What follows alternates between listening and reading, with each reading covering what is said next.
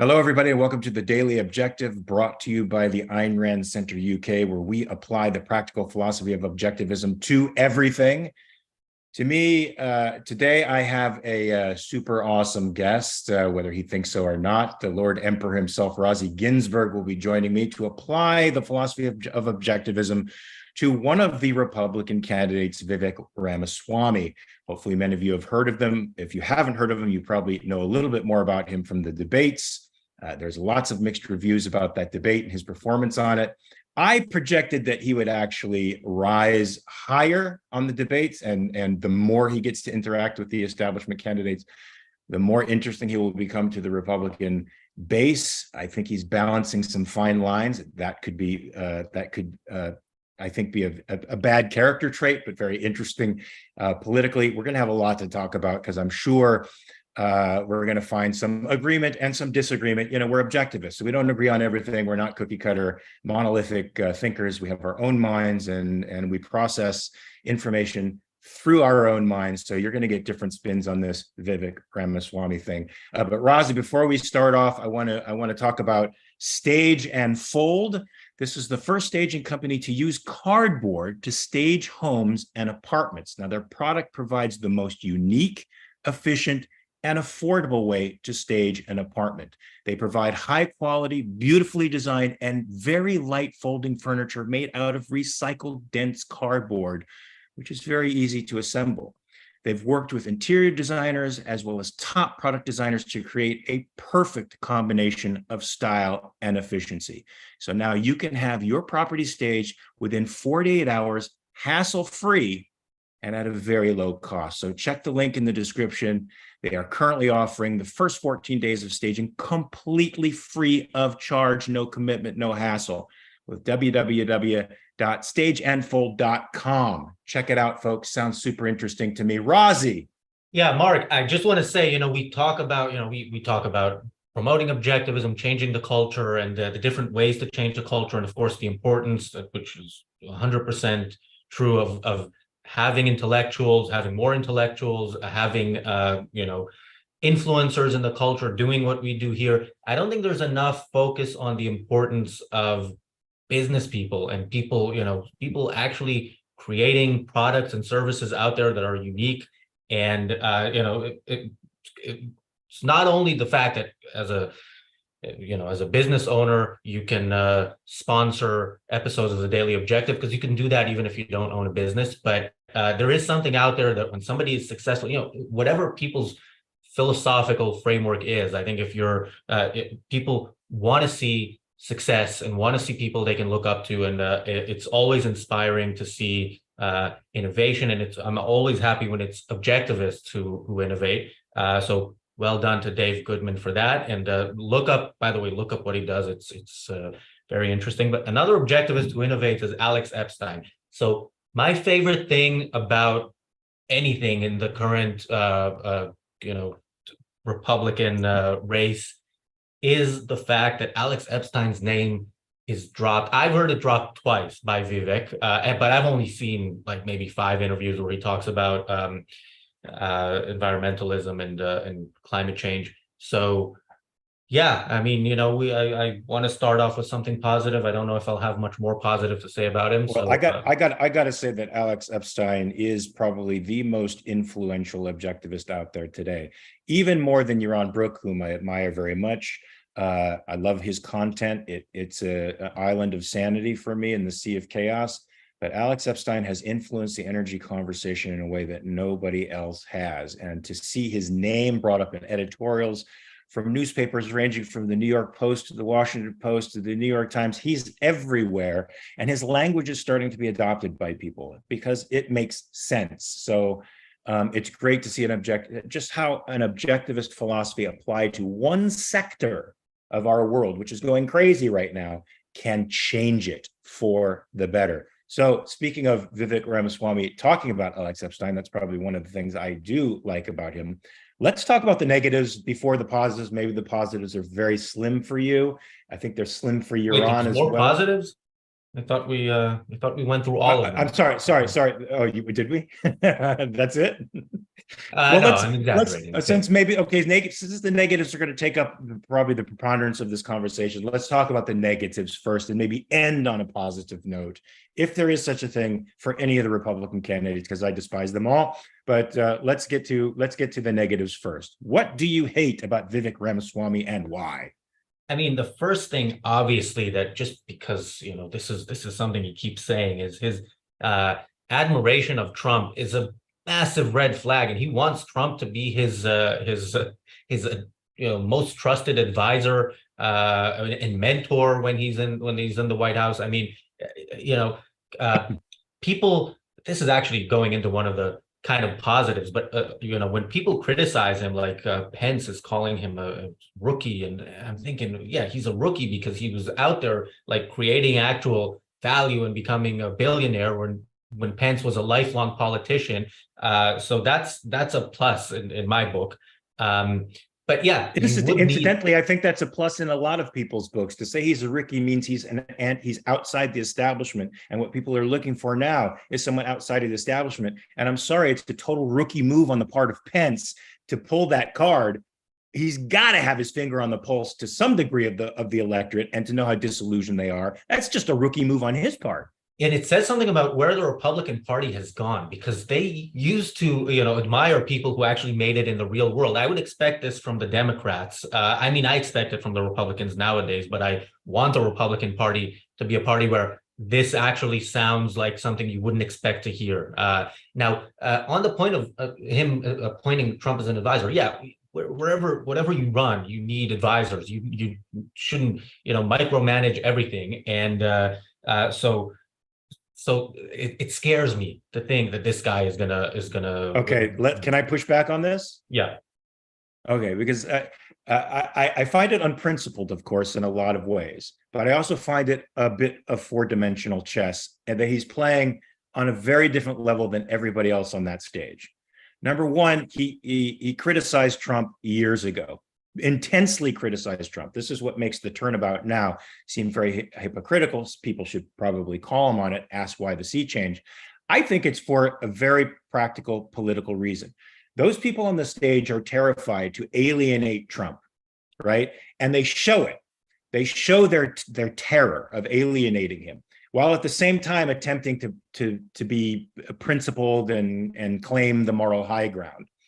He has embraced Trump in a way that appears to be very principled. In other words, an anti-establishment, an outside the establishment guy, embracing a bedraggled, beaten down anti-establishment guy by the establishment, supporting him unequivocally, makes him come across to the MAGA supporters as a principled guy. So he's not alienating them. He's not alienating them at all. I think that's sort of a brilliant move. We can assume that the criticisms that he's made prior to this turnaround are probably honestly how he feels, and he can marginalize Trump once he gets power. I don't think, to making Trump an advisor, so what? He appeals to the MAGA group, he gets their vote, and then decides to do what he wants to do. I feel like I don't know if you saw the Schwarzenegger documentary. There's an Austrian word for bullshit, but that's what I think he's playing right now. He's playing a brilliant game of bullshit to keep the MAGA folks enthused about him, maintaining that anti-establishment attack. Look, when they said, "Would you support the president if he were convicted of a crime?" his hand went up first, implying to me and then the worst of them was DeSantis, who sheepishly looked around him, saw everybody else following Ramaswamy, and he put his hand up guiltily. So it's like he's the one saying outright what everybody's running away from. Vivek is definitely made to look better by the people around him on that stage. But no, I mean, the fact that if you want to win an election, you need to bullshit the electorate is not a good thing. I mean, that's the problem. That's why I think, objectivist, it's too early, way too early to go into politics. Although, Mark, if you announce now that the first ever candidate of the American Capitalist Party is you running for president in 2024. I will wish you all the best, unless you announce it elsewhere, because I expect it to be here on ARCUK. I'll be offended if it's somewhere else. But you're not going to win, I'm afraid. Right. You can't get elected on objectivist principles. You can't get elected on a consistent perspective with individual rights. So but we go need on. to hope. We see somebody who, there's some good in him, and we need to hope that whatever isn't good is him bullshitting the electorate into voting for him.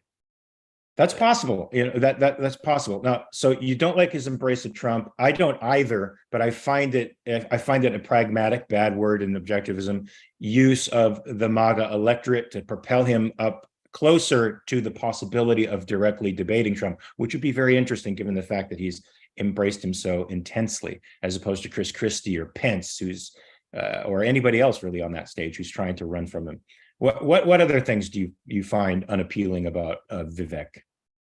Well, before I get to that, I want to thank Jonathan Honig for the super chat. Jonathan will be on the reality show in less than 20 minutes. And Robert Naser, who says Vivek Ramaswamy has all of Trump's strengths, pro-business, pro-America, etc., but only half of his weaknesses. It could be much more. All right. First of all, I disagree with you on Trump's strengths. I also probably disagree with his half the weaknesses. I haven't run the numbers on that, but yeah, I don't consider Trump pro-America when he's BFFs with all the worst dictators, and he's not pro-business either. That 10% across the board tariff is not pro-business. So I think Trump did some good things when he was president. I think it wasn't because he had the right ideas. It just, he happened to land on some good policies here and there. But yeah, I think you're giving him. So he seems to be better than Trump in that respect, because his business savvy is probably much cleaner. Now, what do you think about his position on Israel? His position on Israel, which he was called out recently for, I think, on Bret Baier, or Sean Hannity, was trying to corner him with respect to Israel. He wants a second Abraham Accords, and he wants to eventually detach the United States from supplementing Israel with money and arms. He wants them to be totally independent. As much as I love Israel, especially in the context of where it sits, I have to think that is not a bad idea. What say you? Yeah.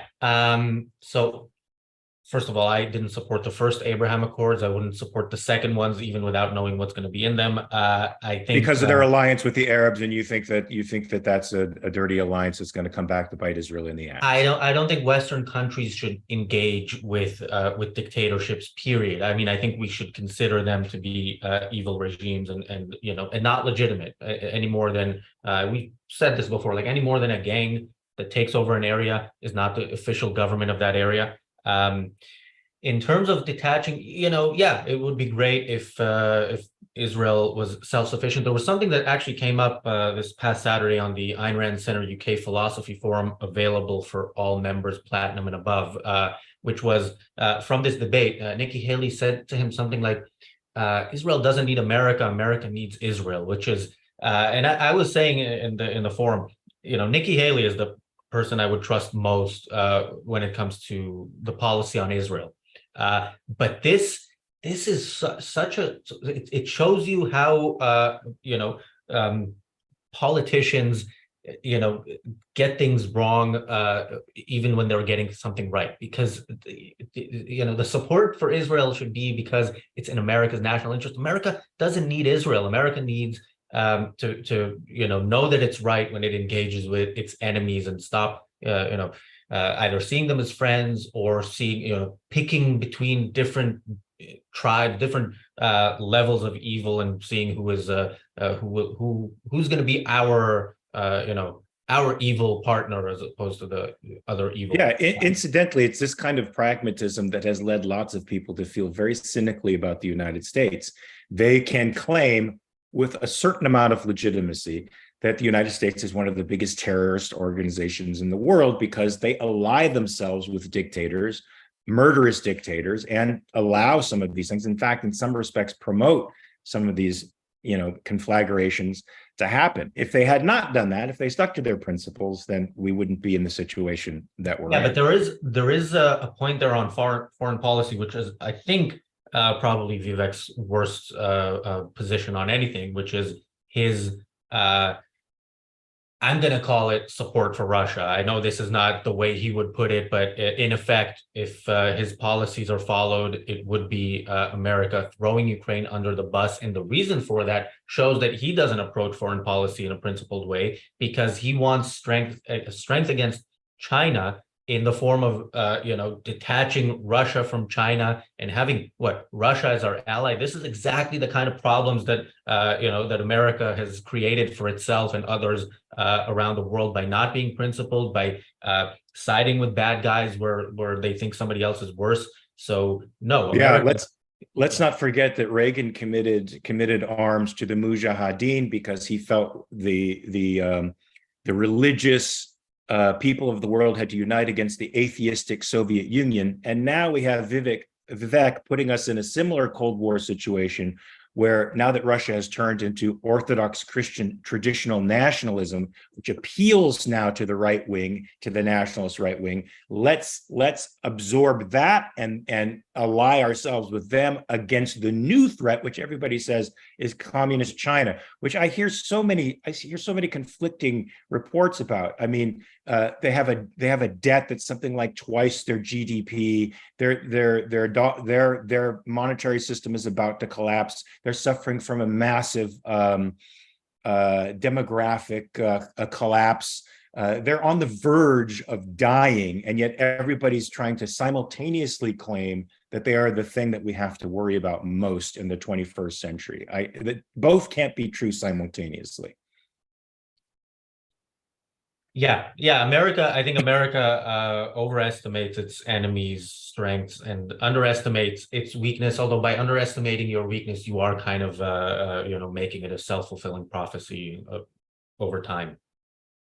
Well, we've made China to the degree that they're made. We have made them, Republicans and Democrats both. So, what else do you not like about Vivek Ramaswamy?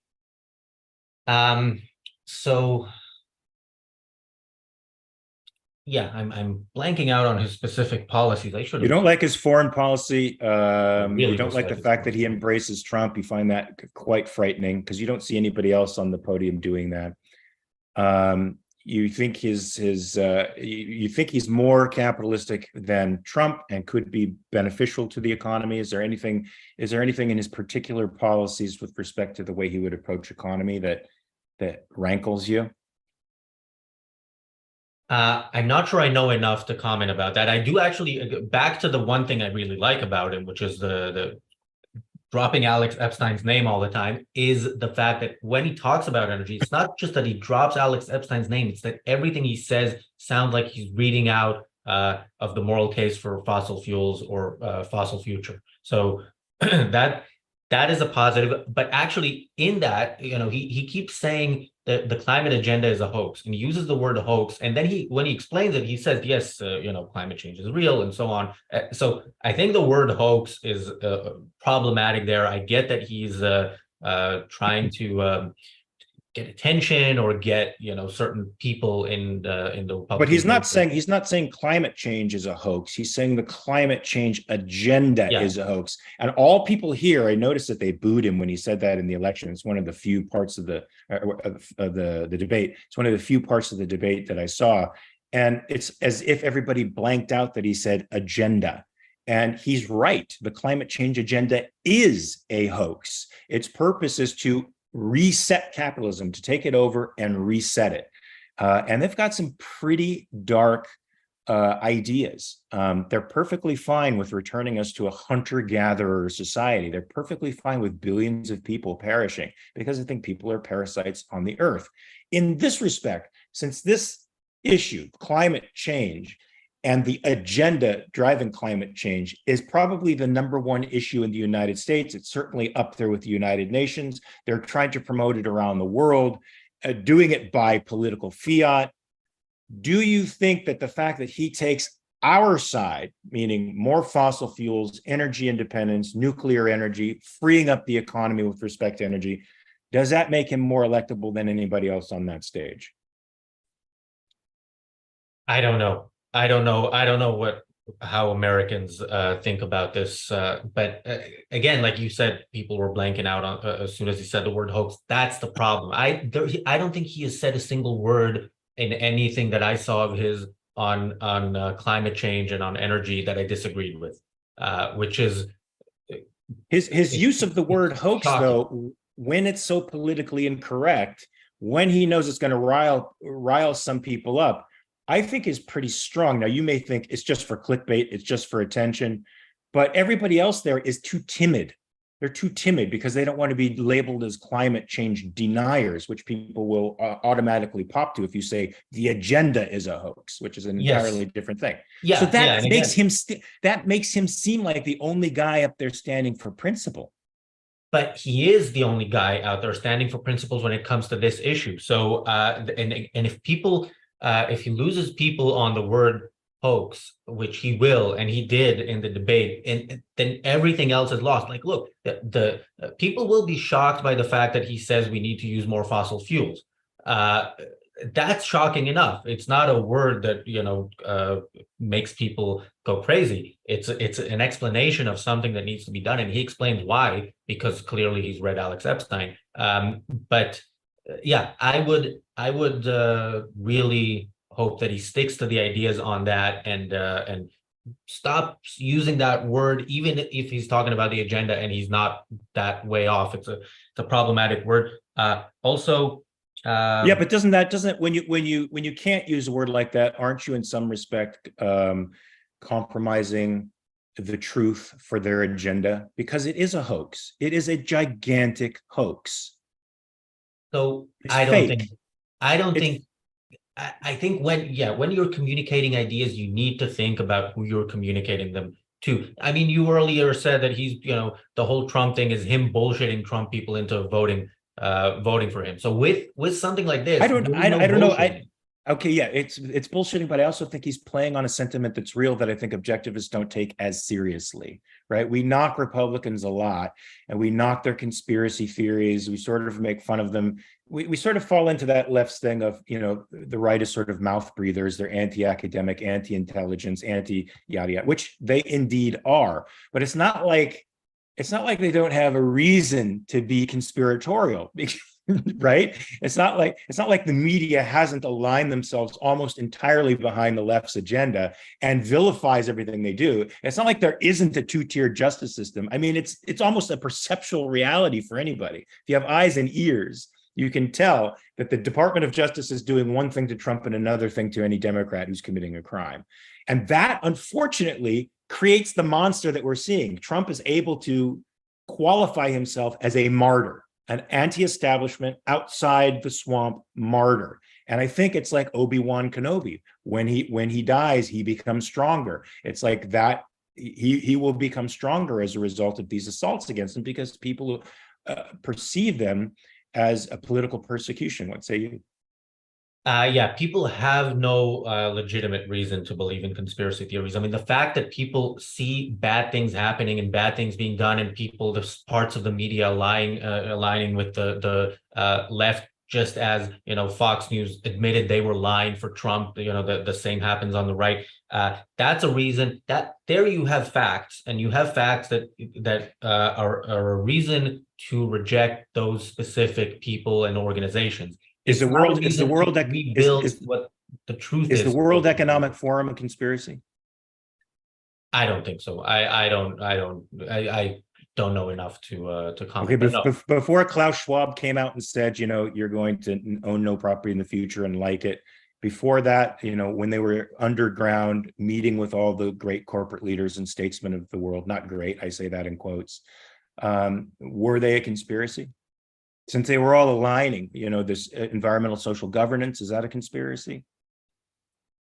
I don't know. Think about it. Bad people. Yeah, by the way, we should do more episodes. Unfortunately, we will be doing more episodes about politics, so we can revisit that issue soon, because yeah, I think with the election coming up, we'll talk about it a lot, and I'll look up enough about the World Economic Forum to actually give you an answer. Just very quickly, because Bonnie mentioned immigration. Yes, immigration is something that Vivek is bad on, and I would hope this is where he's bullshitting people by being bad on it because he can't get elected by being good on it. Yeah, nobody is good on immigration. Well, by the way, if I were Republicans- to announce for president that my upcoming reality check on immigration will automatically disqualify me in the eyes of the majority of the electorate. Well, if you become president and your immigration policies are enacted, then the ARCUK's world headquarters offices will move to the US. We have a couple of super chats. So Robert says the oversimplification of hoax only resonates with folks you've already won over. Yes, you need to shore up the base, but that's not enough to win. And then Robert with another super chat says, in that regard, Alex gets it right, Vivek does not. All right, we do have the reality show in a few minutes. Mark, do you want to remind us about Dave? And I will then tell you what's coming up next. Is this our buddy from Stage and Fold? Yes. Yeah, folks, let me remind you about Stage and Fold, the first staging company to use cardboard to stage homes and apartments. Their product provides the most unique, efficient, and affordable way to stage an apartment. They provide high quality, beautifully designed, and very light folding furniture made out of recycled dense cardboard, which is very easy to assemble. And they've worked with interior designers as well as top product designers to create a perfect combination of style and efficiency. And now you can have your property staged within 48 hours, hassle-free, and at a very low cost. So check the link in the description. They're currently offering the first 14 days of staging completely free of charge, no commitment, no hassles with www.stageandfold.com. We have one more announcement, the Fountainhead Book Club at 7 p.m. UK time for ARC UK members. And of course, we have the reality show coming up. Yeah, in 3 minutes. And that, what is the title of that? Is everything the West? Everything the West's fault. Yeah. Do you want to give a spoiler for that? No. Stay tuned, and we'll find out the answer soon. Mark, you will be on that, right? With Jonathan Honig. I'll be hosting the first part of it. Then I have to book out for another appointment that I have. But we have a full cast and then some. We have Jonathan Honig. We have Marco and Richard, Thomas Bisson, Jim Brown. So yeah, it will be a good show. And of course, tomorrow at 4 p.m. we have Peak Off Wednesdays. I'm forgetting the topic for tomorrow, but whatever it is, it'll be good. So yeah, it's a lot of stuff coming up in the next 24 hours and later on. And good, very good. And folks, objectivists, non-objectivists alike, I want you to do something for me. Always remember to check your premises. Peace.